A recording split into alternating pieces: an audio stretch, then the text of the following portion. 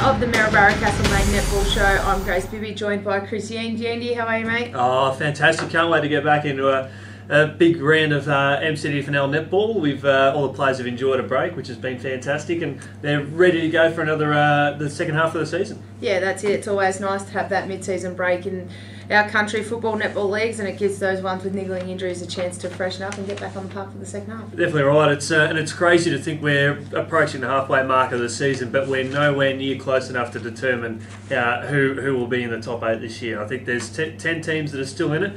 And with the emergence of Navarre and a couple of other clubs, I think we're going to be in for a grandstand finish. Yeah, certainly could not agree more.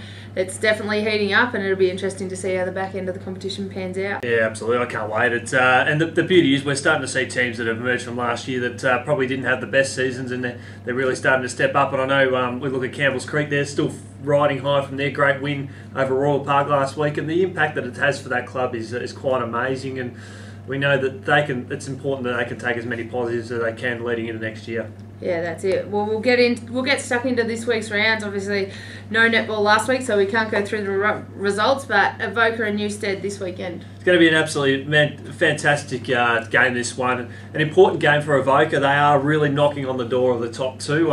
I think unfortunate for them that Carisbrook and Trentham, they're having outstanding seasons, and that's outstanding for them. And important, especially for Newstead. They haven't had a bad year. They had a solid outing against the Grasshoppers last round before going down by 13 goals. So they've shown that they've been able to push sides that are sort of in the top 4 or 5 this year, which is great. But Avoca at home, very, very hard to beat. We know we're going to get some wet conditions over there this weekend, which will probably suit the Bulldogs just a little bit more. And I guess home court advantage is going to be important here. Yeah, I would expect Avoca to win this one and win quite comfortably.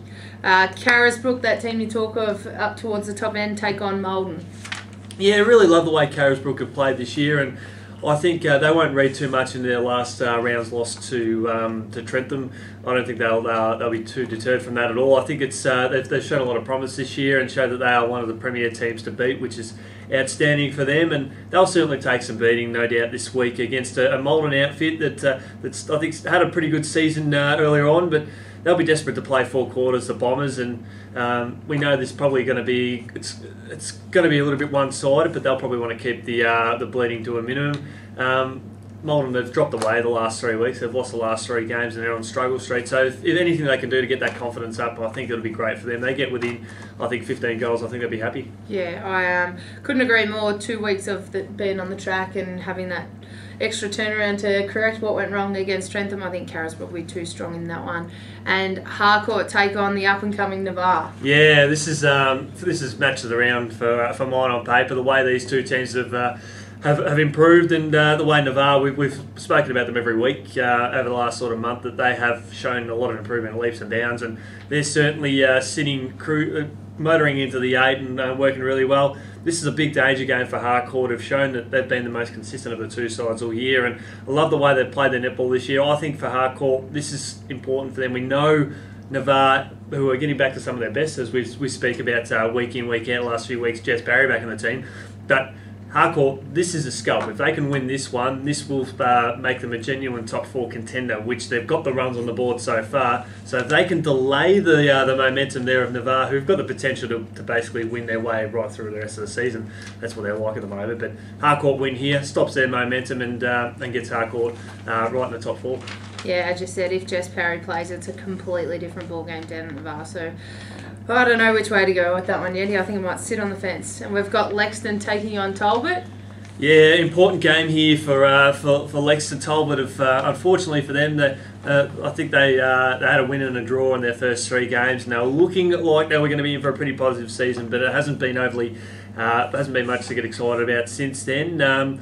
Lexton, they're certainly up and about, and they sit in 9th position. There's percentage, there's a bit of a bottleneck around the bottom half of the 8, so they need to win here. They probably need to get a bit of percentage as well, because it will come down to that.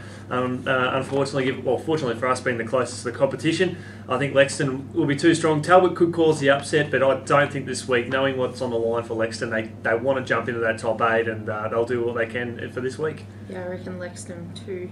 Natty Belliver take on Campbell's Creek. Another good one. Yeah, Campbell's Creek certainly riding that high of that big win last week, which is great for them.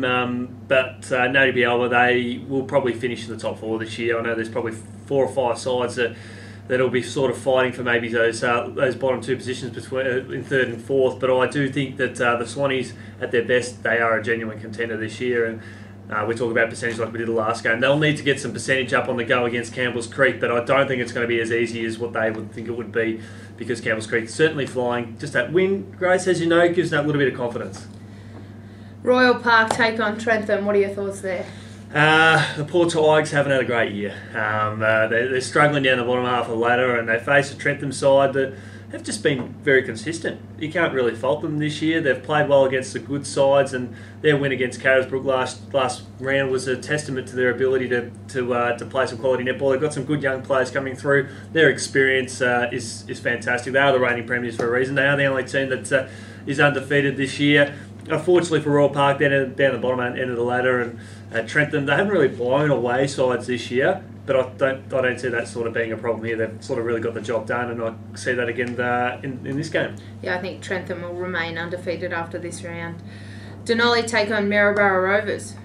Yeah, I've got this down as one of the more interesting games of the weekend. Denali come into this game on the back of a 49-goal hiding at the hands of Harcourt, which, given that both sides were similar on the ladder at that stage of the season, I think it's shocked everyone here, while the Rovers, they've had a very impressive run after a bit of a slow start. So I think question marks will be just how Denali can bounce back. They've got a good side in there, and that loss to Harcourt, I mean, we haven't really seen that sort of margins with any games this year, and I think it's sort of shocked though. It was 71-22, so I think the Rovers will be keen to sort of capitalise on that misfortune there from Denali and try and get them while they're sort of a little bit down, but I think all eyes will be on Denali on how they bounce back from this one. This will be the most interesting game of the weekend for mine, and it could be the closest as well.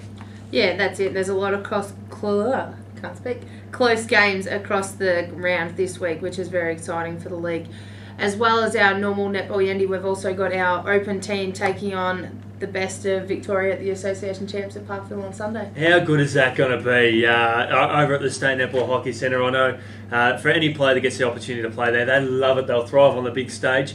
We know there's some great details still to come, so be watching our websites for that. But how exciting is this opportunity for the locals? Yeah, it is. It's very exciting. These players obviously get to test themselves against the best in Victoria, and it's a good opportunity to take that next step through those pathways. Probably a bigger pathway for the juniors, but it's another pathway for the seniors as well. Those that may not have had the chance to play representative netball at junior level get another crack at it at the seniors, and we certainly wish Erin Richardson from Trentham, who's our coach, and the rest of the girls all the best of luck on Sunday. Yeah, it should be fantastic, and no doubt keep in touch with our website, social media over the course of Sunday for quarter by quarter scores and all the details there, which is fantastic. And of course, I'll give a bit of a plug as well. If you get a chance to listen to 3BA on the Ballarat radio station on Sunday mornings from 10:15, you get a bit of an overview of how the games went on the weekend, whether it be Mitch or yours truly, sort of pumping up how the netballers went. And as we've discussed, we've got a great round of netball coming up. We've also got the Association Champs on Sunday. It's fantastic. It's going to be an exciting weekend for MCDFNL Netball. Certainly is. It's all happening.